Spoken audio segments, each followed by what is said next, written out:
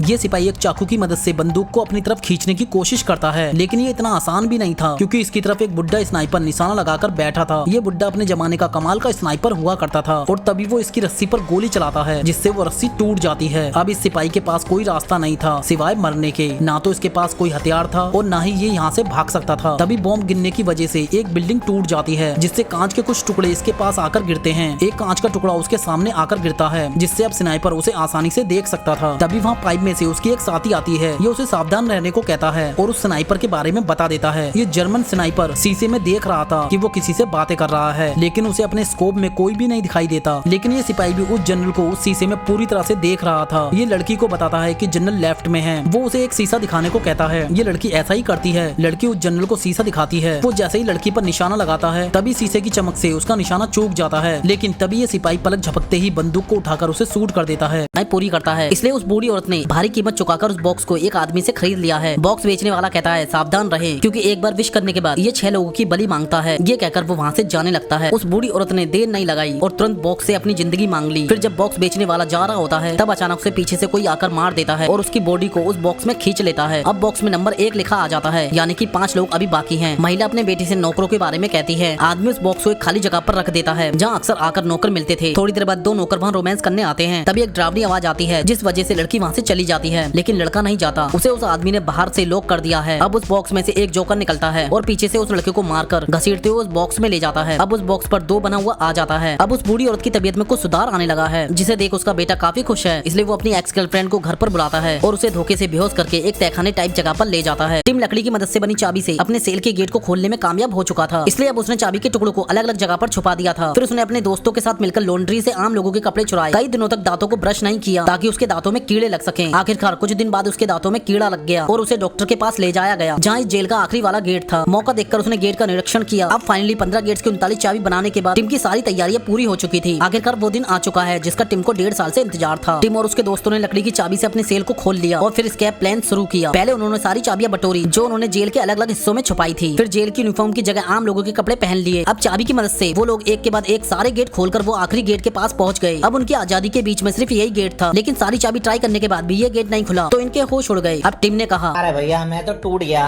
तभी उसके फ्रेंड ने एक स्क्रू ड्राइवर निकाला और गेट को तोड़ने लगा। कुछ देर बाद वो गेट के लॉक को तोड़ने में कामयाब हो गया। फिर ये तीनों आखिरी वाले गेट को खोलकर बड़ी चालाकी से वहाँ से निकल गए। ये नॉर्मल कपड़ों में थे इसलिए इन्हें कोई भी नहीं पहचाना। इस आदमी का नाम टिम है और ये जेल में आने के पहले ही दिन से यहाँ से निकलने का प्लान बनाने लगता है। एक रात उसे अपने सेल की चाबी बनाने का ख्याल आता है, इसलिए वो एक पेपर से की होल का नाप लेता है और वर्कशॉप में जाकर लकड़ी की चाबी बनाने की कोशिश करने लगता है। वो जेलर के वेस्ट पर लगी चाबी को ध्यान से देखना शुरू करता है। वो किसी न किसी बहाने चाबियों को देखने लगता है। ऐसा उसने कई दिनों किया। अब चाबी का नक्शा उसे याद हो चुका था और उसने उस नक्शे को एक पेपर पर ड्रॉ कर लिया था। अगले दिन उसने वर्कशॉप से कुछ लकड़ी के टुकड़े चुराए जिनकी मदद से उसने अपने सेल की चाबी बना ली और उससे अपने सेल का गेट खोला और उसका ये प्लान काम कर गया। लेकिन उसके सामने एक और प्रॉब्लम खड़ी थी। ये एक और गेट है जो सिर्फ बाहर से ही खुल सकता है। अब ये तीनों इसी के बारे में बातें कर रहे होते हैं। तभी टिम के फ्रेंड को एक आइडिया आता है और वो वाइपर का डंडा लेकर खिड़की से लेकर चाबी के होल तक मापने लगता है। फिर टिम दूसरे दिन वर्कशॉप से एक लकड़ी की चीज बना लेता है और उसे डंडे के साथ अटैच कर देता है और वो उस चीज को चाबी के साथ भी अटैच कर देता है। फिर वो उससे उस लॉक को खोलने की कोशिश करता है जिसमें वो आसानी से कामयाब हो जाता है, लेकिन वापस चाबी निकालते वक्त चाबी नीचे गिर जाती है। अब आगे क्या होता है ये देखने के लिए आपको इसका नेक्स्ट पार्ट देखना होगा।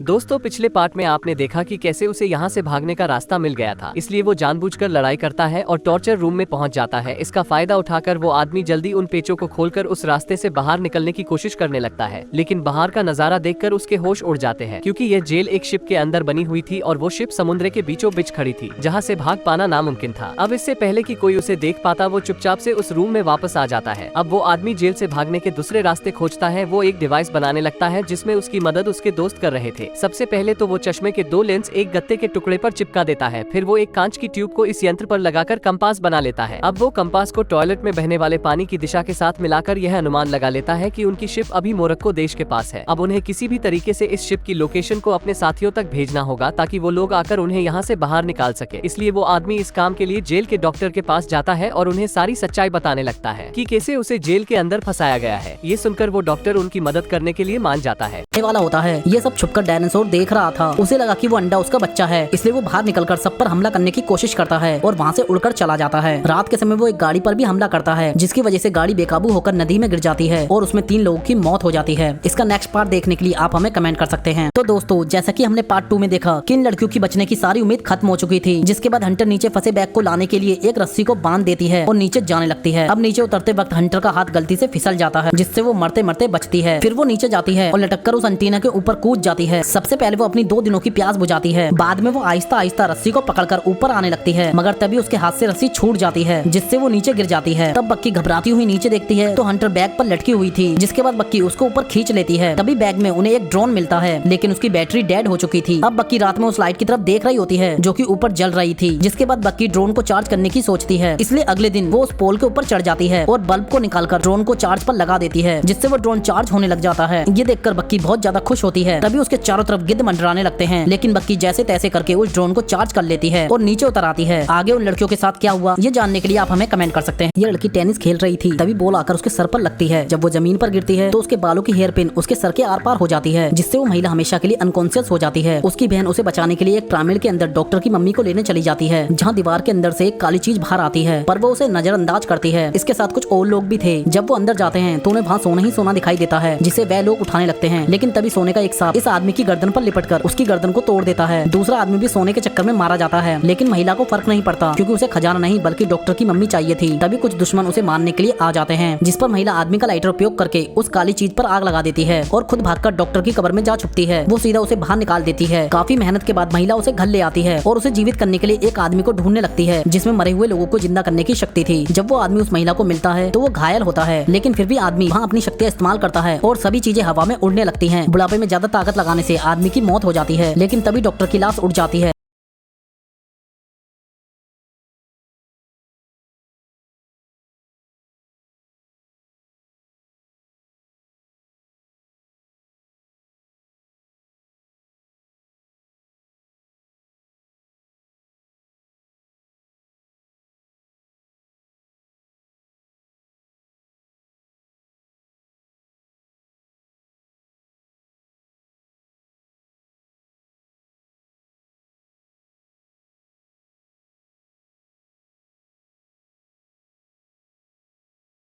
ये कैदी दुनिया की सबसे खतरनाक जेल में बंद है और यह जल्दी ही यहाँ से भागने वाला है। लेकिन इस जेल की दीवारें बुलेट प्रूफ कांच से बनी हुई हैं और हर जगह पर कैमरे लगे हुए हैं जो कैदियों की हर छोटी से छोटी हरकतों पर नजर रखते हैं। ये देखकर वो कैदी जल्दी ही समझ जाता है कि वो अकेला इस जेल से भाग नहीं सकता, इसलिए वो यहाँ सबसे पहले कुछ दोस्त बनाता है जो इस काम में उसकी मदद करने वाले हैं। अब वो यहाँ से बाहर निकलने का रास्ता ढूंढने लगता है। तभी उस आदमी की किसी से लड़ाई हो जाती है, जिसके बाद इस आदमी को एक टॉर्चर रूम में बंद कर दिया जाता है। उस रूम के अंदर एक बहुत बड़ी लाइट लगी हुई थी, जिसकी गर्मी से उस आदमी की हालत खराब होने लगती है। तभी उस आदमी का हाथ जमीन पर एक पेंच पर पड़ जाता है। अब वो कैदी समझ चुका था कि जरूर इस कमरे के नीचे कोई रास्ता होगा। अब वो टॉर्चर रूम से बाहर निकलते ही अपने साथी को बताता है कि उसे 3 इंच चौड़ा एक लोहे का टुकड़ा चाहिए। अगले दिन उस आदमी के दोस्त को पूछताछ करने के लिए बुलाया जाता है और जब वो उनके सवालों का कोई जवाब नहीं देता तो जेलर उस आदमी को काफी टॉर्चर करता है। उसी दौरान वो आदमी उस कमरे से एक मेटल का टुकड़ा चुरा लेता है। अब कुछ दिनों बाद दोबारा से उन्हें उसी टॉर्चर रूम में बंद कर दिया जाता है। ये सब लड़कियां यहाँ पर जिम्नास्टिक की ट्रेनिंग कर रही हैं। अब इस लड़की का नंबर आता है। इस लड़की का नाम कैंडिस है और ये मौत को चकमा देने में उस्ताद है। ये एक पोल पर प्रैक्टिस कर रही होती है। तभी उसके पोल पर एसी का एक नट खुलकर गिर जाता है। कैंडिस नंगे पैर थी और वो उछल उछल कर प्रैक्टिस कर रही होती है। उसका पैर उस नट पर गिरने वाला होता है, लेकिन वो बाल बाल बचती है। फिर वो उतरकर दूसरे पोल पर जाने लगती है। वहीं एसी का पानी एक खुले तार के पास टपक रहा होता है, जिससे शॉर्ट सर्किट होने का खतरा बढ़ जाता है। कैंडिस उस खुले तार पर पैर रखने वाली होती है, तभी दूसरी लड़की उसे रोककर एक टॉवल पकड़ा देती है। वो अपनी बॉडी को पोंछकर टॉवल को पानी के ऊपर फेंक देती है और दूसरे पोल पर प्रैक्टिस करने चली जाती है। तभी जिस पोल पर नट पड़ा होता है उस पोल पर दूसरी लड़की प्रैक्टिस कर रही होती है और उसके पैर में नट घुस जाता है, जिससे वो नीचे आकर गिरती है। उसके हाथ से लगकर एक पाउडर का तसला नीचे गिर जाता है और चारों तरफ धुआं ही धुआं हो जाता है, जिससे कैंडिस को कुछ भी नजर नहीं आता और उसका हाथ फिसल जाता है और गिरने से उसकी मौत हो जाती है। इसलिए कहते हैं मौत को कोई चकमा नहीं दे सकता। इसका नेक्स्ट पार्ट देखने के लिए आप हमें कमेंट कर सकते हैं। झटका देती है ताकि उनके फोन में सिग्नल आ सके और उन्हें मदद मिल सके, लेकिन उनका ये आइडिया भी फेल हो जाता है। अब उन लड़कियों के साथ आगे क्या हुआ जानने के लिए आप हमें कमेंट कर सकते हैं।